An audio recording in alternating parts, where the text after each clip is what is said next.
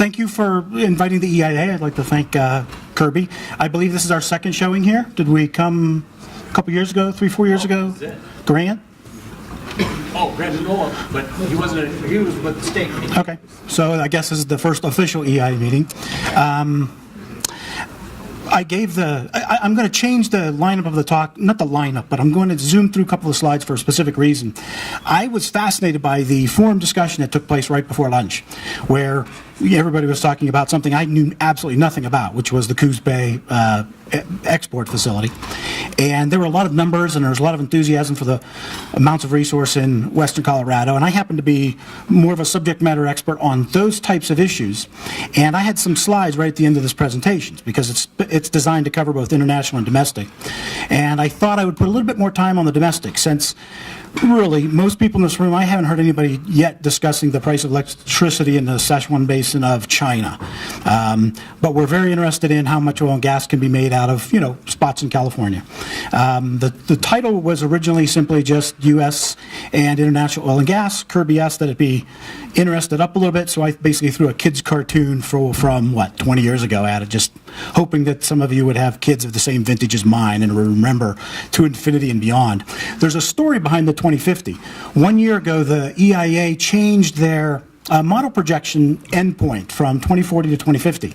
That's why 2050 is in that title. The story that goes with that, which is more of an inside modeling story, is that modelers, of which the EIA probably is comprised of at least 10% of the total workforce, are people working on models on a day-to-day basis. They only run their models through 2040. Nobody ever asked a question about 2041 until a boss, 8 years after they set one time frame, comes in and says, well, we're going to run all the models now from 2040 to 2050.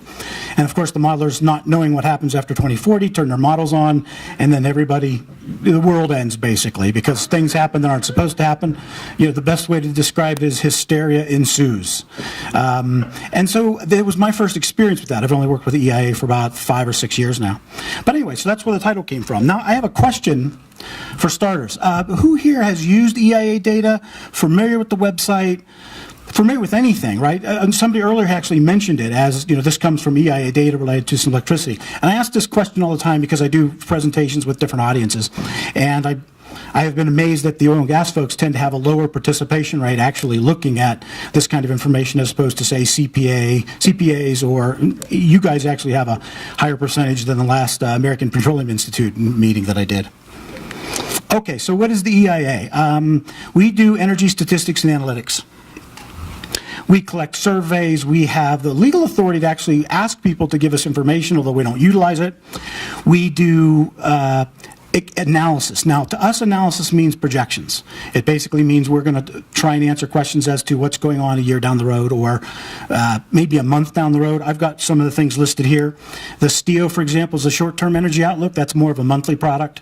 We've got the drilling productivity report. That's more of a monthly product. The annual energy outlook is a once-a-year shot that goes from the current right now to 2050 as of the new modeling timeframes. And the International Energy Outlook basically takes all of its time and effort and devotes it to what's everybody else in the world doing. Those are the results you're going to see here today is from the Annual Energy Outlook and the International. And I'm going to move through the International a bit quicker. If you have an interest, I can promise you that there's far more information than you're ever going to see from me today hidden in the website. And unfortunately, that's the way it is sometimes. It's a little bit hidden. Catch me afterwards. I can give you a card. I can get you pointed at people who know exactly what it is you might be interested in. I'm going to move quicker through the international, mostly so I can get to the domestic stuff on the back end. Okay. So what is it the analysts at the EIA do? We do projections, not forecasts. That may not seem like a big difference, but to us, we define them just differently enough that it is. A projection in our way we do what we do is, and I've described it with basically some techno geek speak there underneath it. It's a mode of a unknown distribution shape, which is kind of based on conditional probabilities, and hopefully I won't have to say that again because I don't even know that I want to talk about it anymore.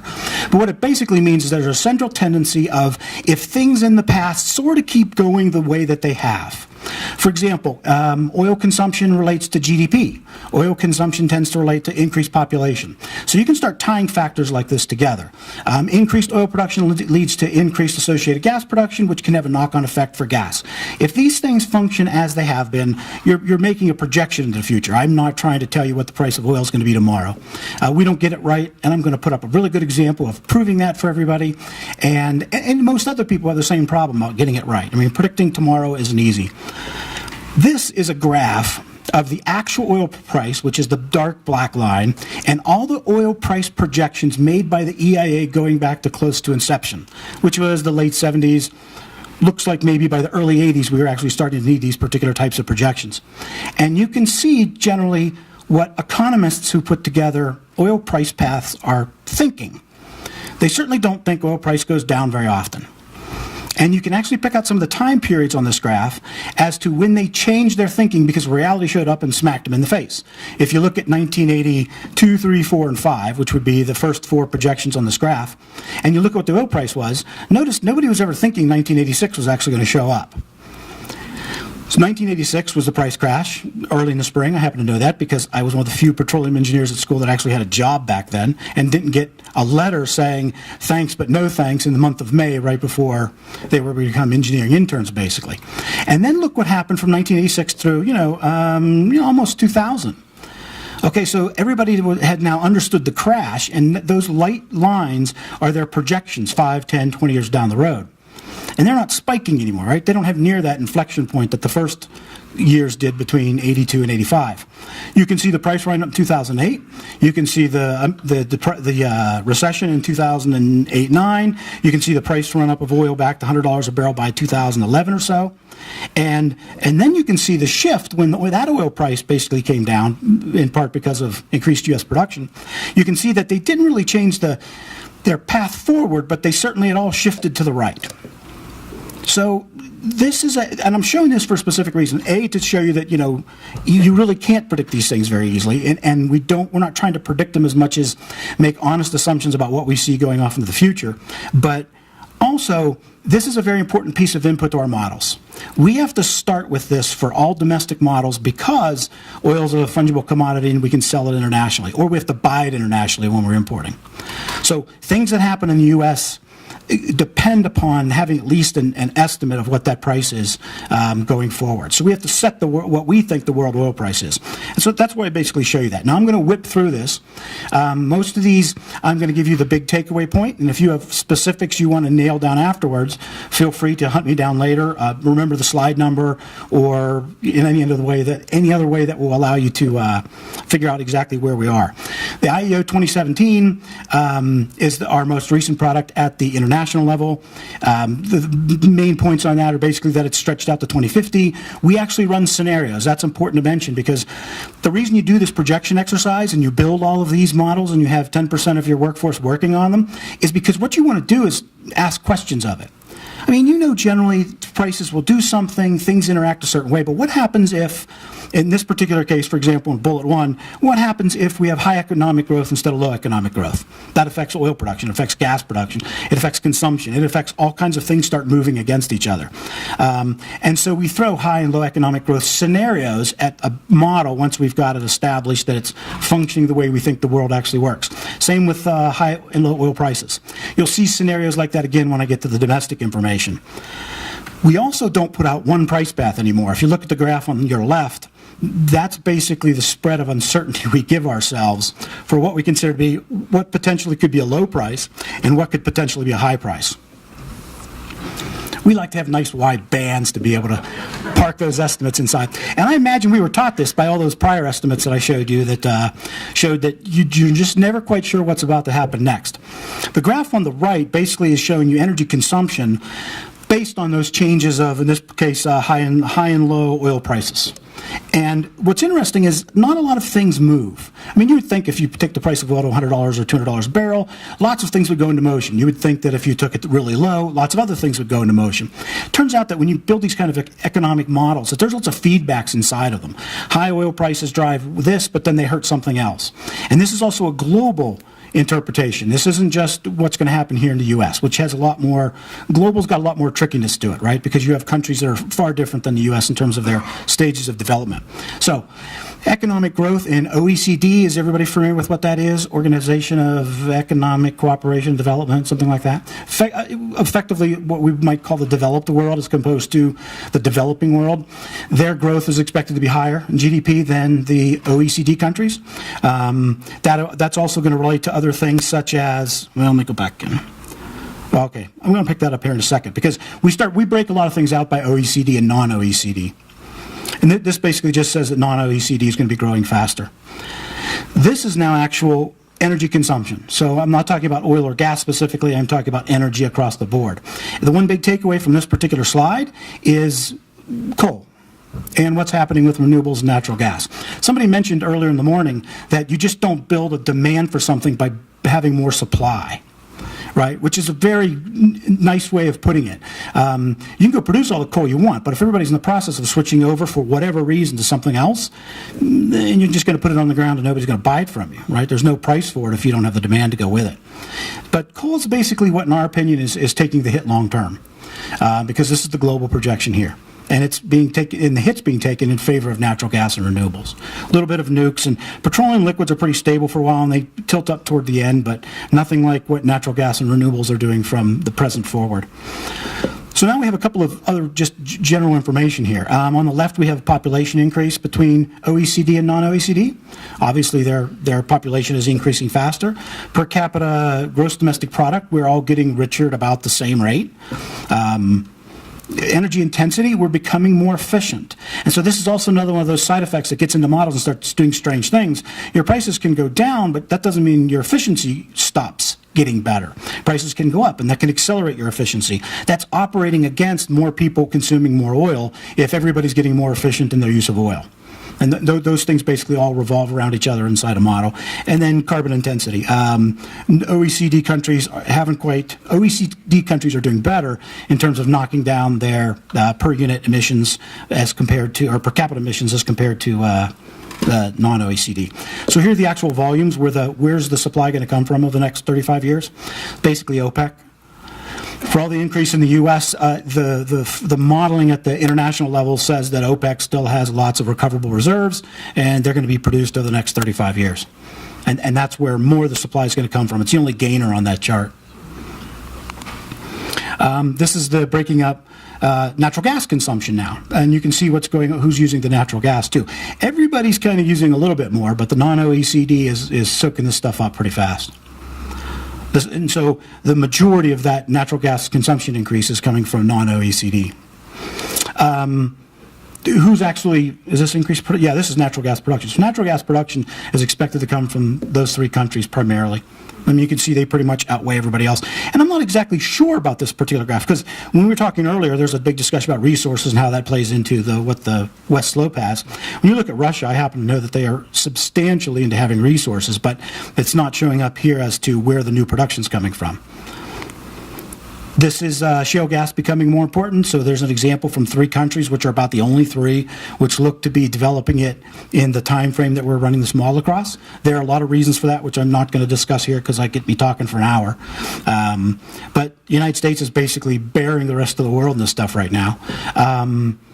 And we can talk about that when I get more to the end. Somebody was mentioning, again, we're back to Coos Bay and exports. I've got a slide for that as well. Okay, domestic overview. I want to sit here for a minute on this one. The graph on the far left, it's kind of a deceptive, I consider it a tricky graph. And the reason why is because if you look at the graph on the far left where basically you can see tight oil and other are kind of drifting down, there's a trough. And then this line basically goes up to a peak, drops back down, and comes back up again. Can everybody see that particular point? I just want to make sure you've got the right graph. You see that little peak right there. That's the shale revolution on the oil side. Okay, so that's effectively coming from tight and shale formations, resource plays, if you want to call them that. But the other thing of note, which the rest of the projection tends to hide, is in the upside of that particular, where it increases out of the trough and goes to that peak, there are 2 or 3 years in there that are the fastest rate of oil growth production in the United States since inception. So, and it just looks like a line on a graph going up, but that actually has a fairly major significance because that's really what ended up crashing world oil prices to some extent back in 2014 or so, 14, 15, was we upset the world market by putting, I don't know, the largest producing, I don't want to call them fields, but the trend areas into actual production in the Western Hemisphere of the planet.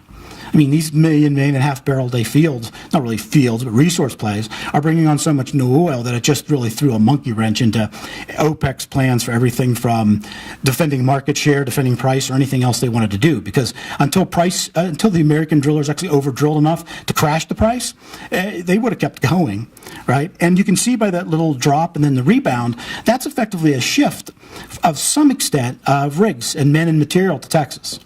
Because what happened next was the Bakken and the Eagle Ford kind of tailed off a little bit, Bakken and Eagle Ford, and the Wolfcamp and the Sprayberry down in the Permian Basin took off.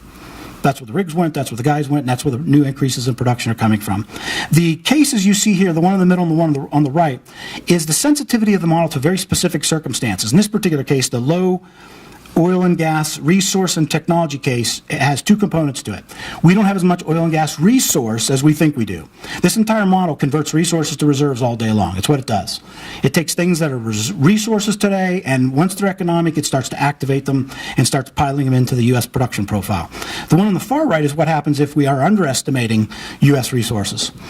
The technology button it's not quite what you think it is. It's in economics, it's more used as an all-around indicator of everything getting better. You can drill a well faster, which effectively means it's cheaper. That could be an increase in technology. Your crews can get more experience. They can do things faster. That's an increase in technology. Hydraulic fracturing in combination with horizontal drilling. Arguably, that's a change in technology. It's a combination of something that wasn't done as much as before, but learning by doing and going out and doing it a lot, then it means you get good at it. And again, boom, you drive your costs down, and something that was uneconomic suddenly becomes economic. And you'll see those in the next couple of slides. Now, here's one of the bummer slides for Colorado, although I'm not quite there yet. The Southwest is where the oil is expected to be coming from. In those two cases I showed previously, where we've got the reference case on the left, we have the low resource case in the middle, we got the high resource case on the right. If you look at where most of that oil is, this graph basically says it's the Southwest. And when we say Southwest, the blue blob down there, that's the Permian Basin in Texas, that's Midland Basin, Delaware Basin, it's Sprayberry Wolfcamp. And that also sticks up into New Mexico. The Dakotas and the Rockies, now a lot of that's Niobrara. So we're talking about production more on the eastern side of the state. But it's also going to include the Williston, which means the Bakken's going to be included in there as well. And that doesn't increase a lot. There's the potential that some of that's Niobrara, but maybe not as much as somebody from Colorado might hope. All the rest of them are relatively flat. Not a lot of new production expected from the Gulf, Mid-Continent, West Coast, or the East. This is where, in the reference case where we're running out how much oil production we're going to make over time, we're basically making the argument here that depending on the case you're talking about, the U.S. can become a net exporter of petroleum. If you have a lot of oil and gas, there's a high price scenario on here. If prices go high and stay high, we will go out and develop things, and we will become a much bigger we will become a much bigger producer than we are now, and we will export at some point in time. And I mean net export, not just we're going to ship some oil overseas because somebody's refinery would rather have our light sweet crude than the heavy oil refineries down in Texas.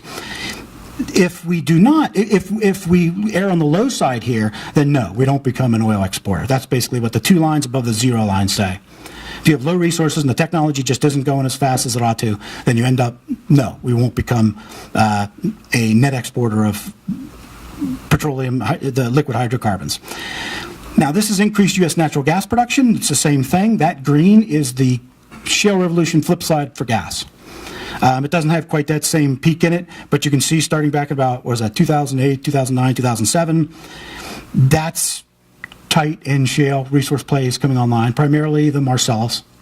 But they aren't the only players in the game. And on the right-hand side, you can see the difference. Now, the scales here actually match up. If you look at trillion cubic feet on the left and you look at BCF a day on the right, these things are designed so you can track all the way across them. So you can compare the peak of one to the peak of the other, and you can do it in both units, depending on whether or not you like TCF a year or BCF.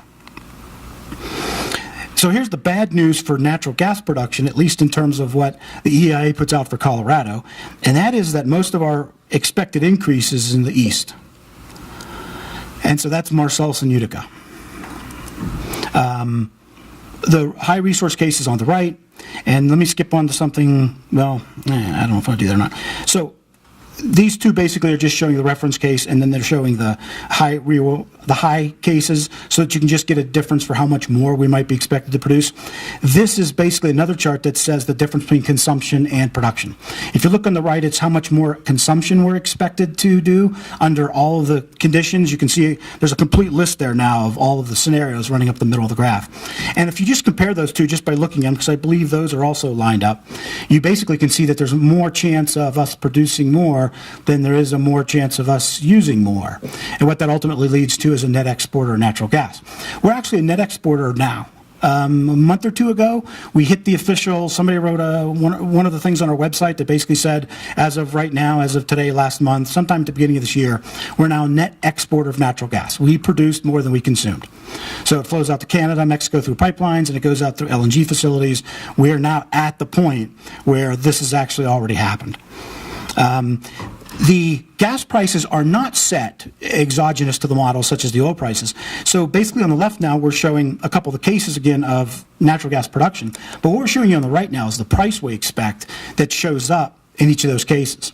And the one big takeaway here is that, you know, the bottom three, and by bottom I mean, let's see, the reference case, the high oil gas resource technology, the base case is in there, but it's that low oil and gas resource and lower technology that drives the price up.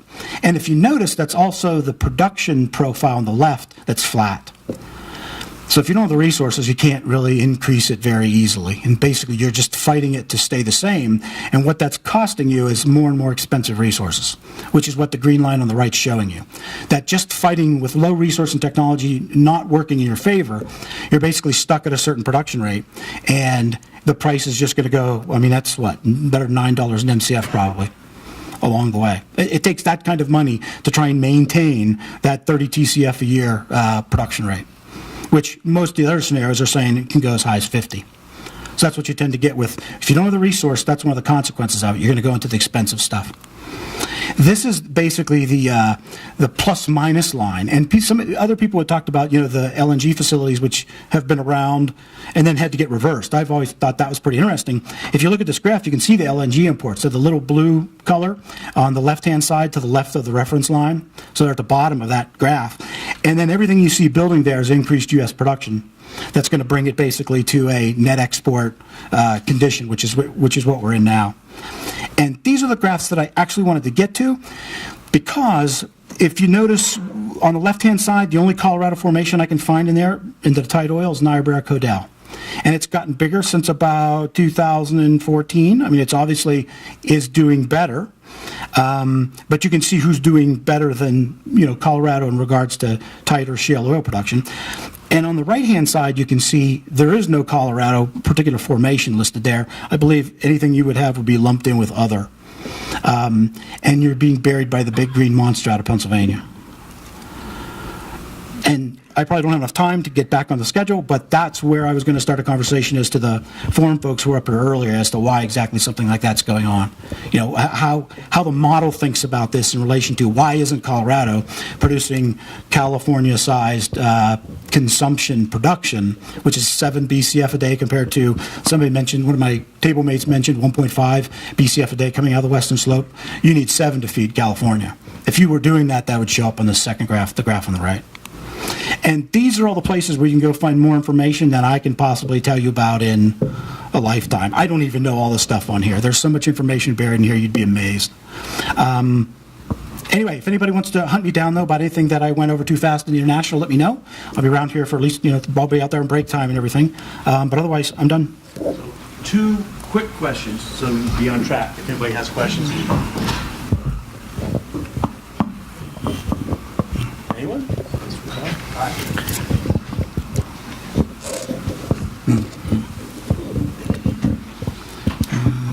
guess the only question I had is OPEC supposedly has cut their production, and they typically, against their quota, they cheat, right?